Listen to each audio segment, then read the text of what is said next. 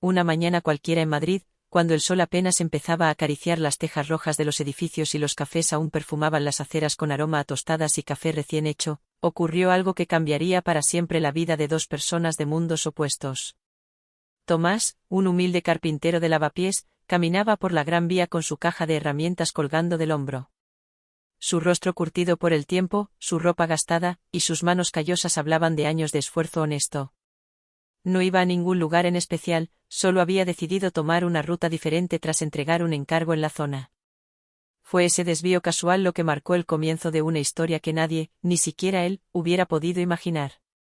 A pocos metros de distancia, descendía a toda velocidad un camión sin control. El conductor había saltado del vehículo tras perder los frenos en una pendiente y ahora el monstruo de metal avanzaba rugiendo como una bestia desbocada. La multitud gritaba y corría, pero en medio del caos, una mujer permanecía inmóvil, paralizada por el miedo. Llevaba un abrigo blanco, gafas de sol oscuras y un bolso de diseñador que parecía costar más que el taller de Tomás entero. Era Clara Valdés, una de las mujeres más ricas de Europa, heredera del imperio hotelero Valdés y Oro. En un instante que pareció suspendido en el tiempo, Tomás dejó caer sus herramientas, corrió como si su vida dependiera de ello, y empujó a Clara fuera del camino justo antes de que el camión destrozara una farola y se estrellara contra una fachada. Ambos cayeron al suelo, rodando hasta detenerse junto a una boca de metro. Clara temblaba. Tomás también, pero más por la adrenalina que por el miedo. ¿Estás bien?, preguntó él, sin reconocer aún a la mujer a la que acababa de salvar. Ella asintió, los labios aún entreabiertos, intentando procesar lo ocurrido. Su mirada se encontró con la de él. Y en ese segundo, algo cambió. No fue amor a primera vista, pero sí una chispa inesperada. Clara, acostumbrada a rodearse de personas que le reían los chistes sin gracia, se encontró por primera vez frente a un hombre que no la miraba con interés, sino con preocupación genuina. Los días siguientes fueron un torbellino. Clara insistió en encontrar a su salvador. Usó sus contactos, llamó a periodistas, incluso ofreció una recompensa. Tomás, al principio, evitó la atención. No había salvado a la mujer por interés, simplemente había hecho lo que creyó correcto. Pero la historia se volvió viral. Finalmente, un amigo le mostró un vídeo que alguien había grabado con su móvil, el momento exacto en que él salvaba a Clara. Era imposible ocultarse por más tiempo. Cuando finalmente se encontraron de nuevo, en una terraza del Retiro, Clara le agradeció con una sinceridad desarmante. Llevaba menos maquillaje, un vestido sencillo y una sonrisa nerviosa. Le pidió que aceptara al menos una cena en su honor. Tomás, con una mezcla de timidez y orgullo, aceptó. Esa noche fue el comienzo de algo que ni los cuentos de hadas se atreverían a describir. Entre risas, anécdotas y silencios cómodos, descubrieron cuánto se necesitaban el uno al otro sin haberlo sabido. Clara le mostró su mundo de lujo, reuniones y viajes en jet privado. Tomás le mostró el suyo, el olor de la madera recién cortada, los paseos por calles antiguas, los bares donde aún se servía vino en vasos de caña y la vida sin máscaras. La prensa, por supuesto, no tardó en convertir su historia en un fenómeno. La Bella y el carpintero, titulaban los tabloides. A Clara no le importaba. A Tomás, al principio, sí. No por vergüenza, sino por el peso de no sentirse suficiente. ¿Qué podía ofrecerle a una mujer como ella? Pero Clara no buscaba joyas ni castillos. Había tenido todo eso y se sentía vacía. Lo que encontró en Tomás era autenticidad, ternura, un corazón que no se compraba con millones. Una tarde de otoño, caminando juntos por las callejuelas de Toledo, ella le tomó la mano y dijo: Tomás, lo que hiciste ese día cambió mi vida, pero lo que has hecho desde entonces ha cambiado mi alma. Él no respondió con palabras. La miró, asintió lentamente, y apretó su mano con fuerza. Pero justo cuando parecía que el destino los bendecía con una paz merecida, una figura del pasado de Clara regresó, Héctor Rubial, un magnate de los medios y su exprometido. Ambicioso, calculador, y con un interés especial en recuperar lo que él consideraba suyo, no tanto por amor, sino por poder. Héctor no aceptaba perder. Mucho menos ante un carpintero. Una invitación a una gala benéfica fue el escenario de la confrontación. Tomás, incómodo en traje, pero digno como un caballero del Renacimiento, acompañó a Clara sin saber que Héctor también estaría allí, y que tenía un plan. La gala benéfica se celebraba en el Palacio de Cibeles, iluminado como un castillo de cristal bajo las luces tenues de una noche madrileña. La élite de la ciudad desfilaba por la alfombra roja, entre flashes de fotógrafos y susurros de prensa. Clara, con un vestido esmeralda que resaltaba la intensidad de sus ojos, sostenía el brazo de Tomás con firmeza. Él, más acostumbrado al olor de la cola blanca que al del perfume francés, se sentía fuera de lugar, pero su dignidad lo mantenía erguido. Al cruzar el vestíbulo, un silencio sutil se apoderó del ambiente. Algunas miradas se desviaban, otras susurraban con asombro. La heredera de Valdés y Oro con un hombre sin corbata de diseñador, sin apellidos nobles. Pero Clara caminaba con la frente en alto. A su lado, Tomás intentaba recordar las palabras de Clara de aquella mañana: no estás aquí para encajar, Tomás. Estás aquí porque eres quien eres, y eso es más valioso que cualquier apellido. El salón principal rebosaba lujo. Candelabros de cristal, mesas vestidas con manteles de hilo blanco y arreglos florales traídos desde Holanda. Una orquesta de cuerdas interpretaba un aria suave que llenaba el espacio sin imponerse. La noche parecía deslizarse con elegancia hasta que una voz grave rompió la armonía. Clara, dijo Héctor Rubial, emergiendo de entre los invitados con una copa de vino tinto en la mano. No esperaba verte aquí tan pronto. Y con compañía, veo. Tomás lo reconoció de inmediato. No solo por las revistas ni por las noticias financieras. Había algo en la postura de Héctor, en la manera en que observaba a Clara con una sonrisa que no alcanzaba sus ojos. Tomás dio un paso adelante, pero Clara se anticipó. Héctor, dijo, con voz serena pero firme. No estoy aquí para tus juegos. Vine a apoyar una causa, no a revivir lo que terminó. Héctor miró a Tomás de arriba abajo con un dejo de desprecio cuidadosamente velado. ¿Y este es el nuevo protector? ¿El Salvador Anónimo?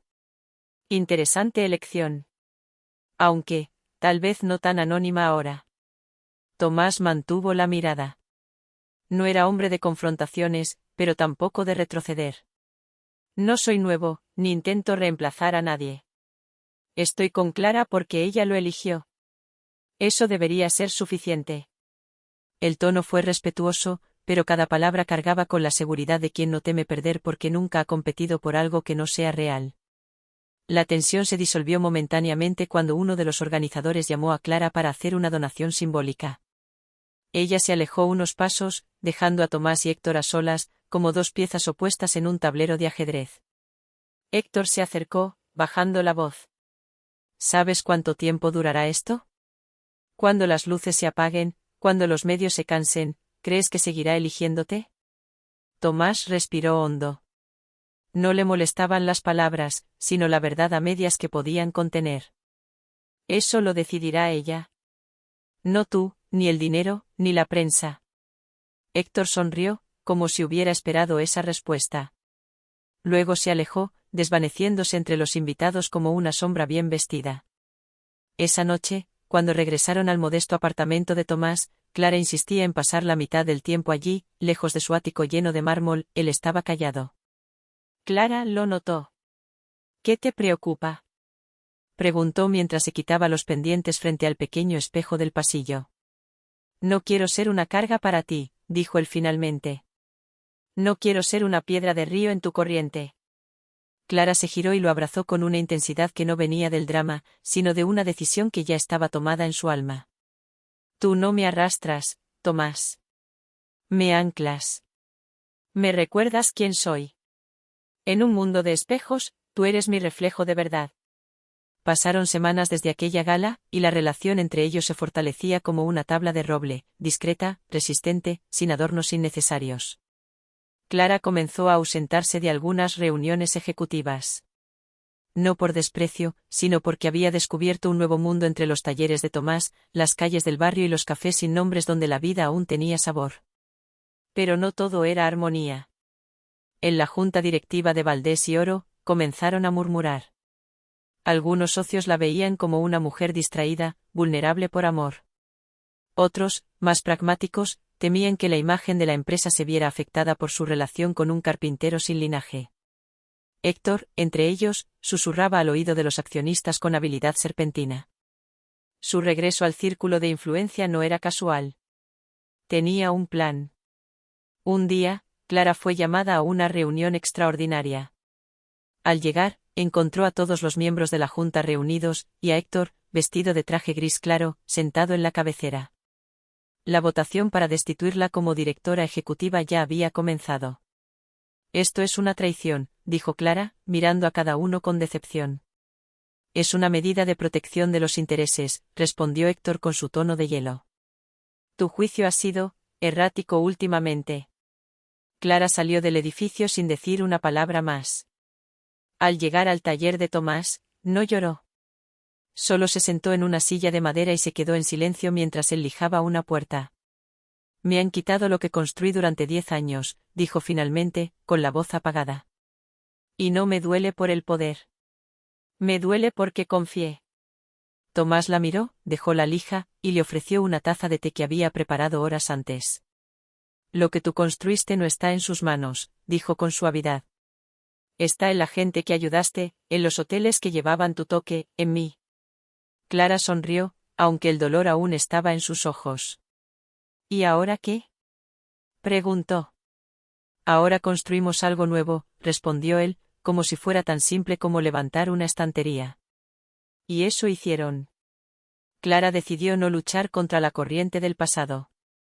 Usó sus contactos para fundar una nueva organización, una cadena de residencias sostenibles para mujeres sin recursos. Lugares donde pudieran aprender oficios, encontrar refugio y, sobre todo, dignidad. Tomás fue el encargado del diseño interior de cada uno de los espacios. Cada mesa, cada silla, cada detalle llevaba la esencia de su oficio. Poco a poco, los medios cambiaron su tono.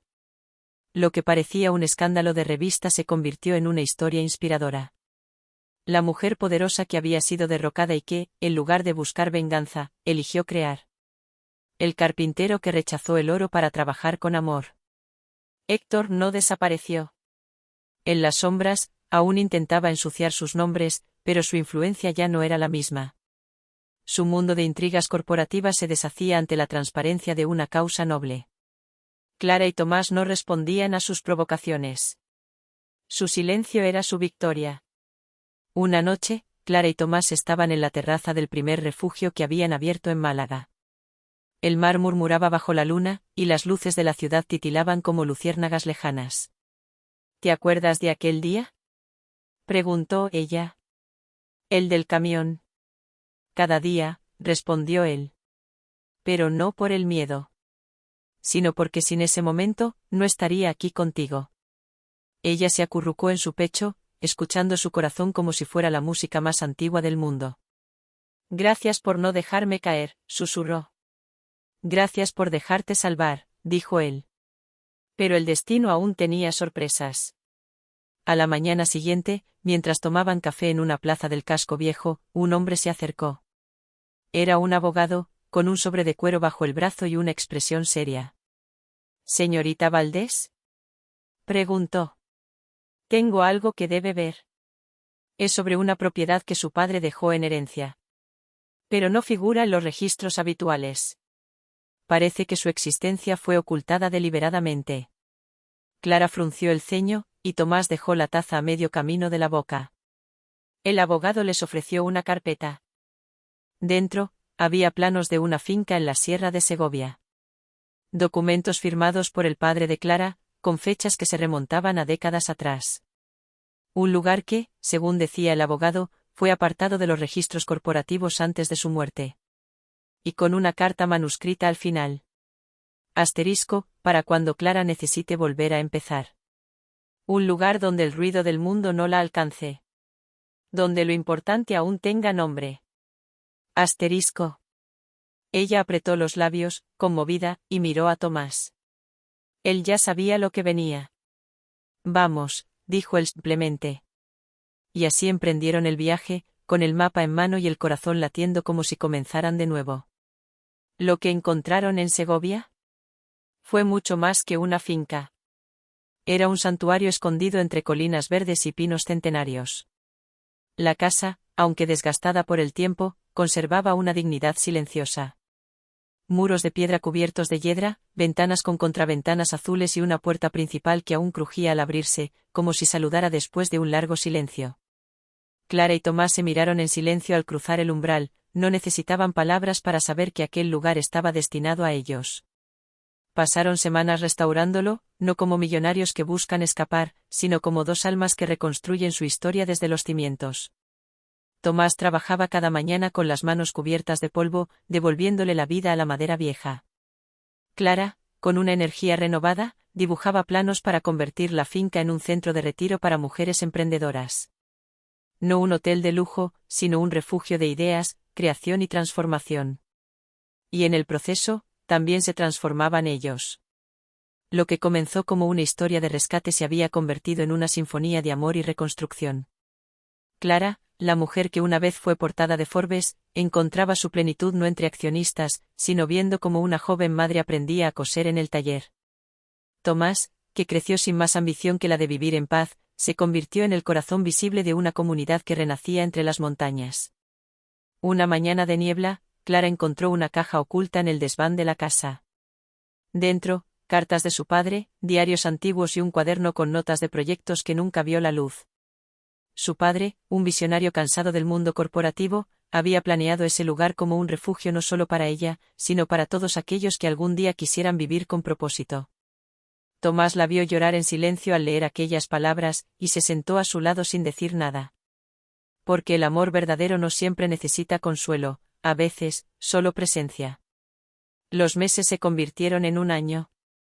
El centro floreció. Periodistas acudían no por escándalos, sino para entender cómo un carpintero y una empresaria crearon algo que desafiaba los paradigmas. Influencers, celebridades y políticos querían visitarlo, pero Clara ponía condiciones: nada de fotos sin permiso, nada de posturas fingidas. Allí no había espacio para el ego, solo para el alma. Héctor Rubial, desde la distancia, veía cómo su antiguo mundo se desvanecía mientras el de Clara y Tomás se volvía leyenda. Intentó un último golpe, compró propiedades cerca, ofreció inversiones a cambio de control, mandó emisarios con promesas vacías. Pero nadie respondía. Porque el verdadero poder, el que nace del respeto y el amor, no se compra ni se negocia. Una noche de verano, Clara organizó una velada en los jardines de la finca. Había farolillos colgando de los árboles, guitarras sonando suavemente, y un cielo tan claro que las estrellas parecían acercarse. Amigas de la infancia, mujeres que habían pasado por el centro, antiguos empleados y nuevos soñadores compartían historias alrededor del fuego. Y en medio de todo, Tomás tomó la palabra. Yo no fui criado para hablar frente a tanta gente, dijo, con una sonrisa tímida. Pero aprendí que a veces las palabras pueden construir más que las manos. Quiero decir algo que tal vez muchos ya saben, pero yo necesito decirlo. Se giró hacia Clara. No te salvé ese día por valor, sino por instinto. Pero me quedé contigo por elección. Y cada día que pasa, elijo quedarme. No por lo que tienes, sino por lo que eres. Clara, tú me enseñaste que la vida no se mide en cuentas bancarias, sino en momentos como este. Aquí, ahora, rodeados de verdad. Hubo silencio. De ese que no incomoda, sino que abraza. Clara se levantó, cruzó el jardín y lo besó con ternura. No era un beso de película, era un pacto. La confirmación de una promesa que no necesitaba firmas. Los días que siguieron fueron aún más mágicos. El centro ganó premios internacionales, pero Clara rechazó varios. Decía que el verdadero premio era ver a las mujeres partir de allí con la frente en alto. Tomás, por su parte, comenzó a enseñar carpintería a niños del pueblo. En cada tabla, en cada clavo, sembraba una historia de paciencia y creación. Finalmente, una mañana clara de otoño, recibieron una carta. Venía del Palacio Real. El rey quería conocer su trabajo y otorgarles una distinción por su impacto social y cultural. Clara la leyó en voz alta, y luego la dejó sobre la mesa de roble que habían construido juntos. ¿Aceptamos?, preguntó ella. Tomás la miró, con una sonrisa cómplice. Solo si me dejas llevar esta camisa vieja. Es la de nuestra primera cita. Rieron. y rieron como si el mundo no pudiera tocarlos, como si cada ladrillo de su historia estuviera sellado con algo más fuerte que el cemento: amor, integridad y propósito. Así terminó la historia para el mundo. Pero para ellos, solo era un nuevo comienzo. Porque a veces, un carpintero no solo construye muebles, construye destinos. Y una mujer que parecía tenerlo todo, encontró su todo en alguien que solo tenía un corazón limpio. Las leyendas no siempre nacen de castillos. A veces nacen en una calle cualquiera, con el rugido de un camión y un salto al vacío que lo cambia todo. Y así, sin buscarlo, sin planearlo, dos almas se encontraron. No para completarse, sino para reconocerse. Para recordarse cada día que lo extraordinario no siempre es lo más ruidoso, sino lo más sincero. Y en esa finca entre montañas, bajo la luna callada, donde la vida se mide en suspiros y madera tallada, Clara y Tomás vivieron no como héroes de cuentos, sino como humanos reales. Completos. Inmortales en lo sencillo. Porque el amor que no busca brillar, es el que más ilumina.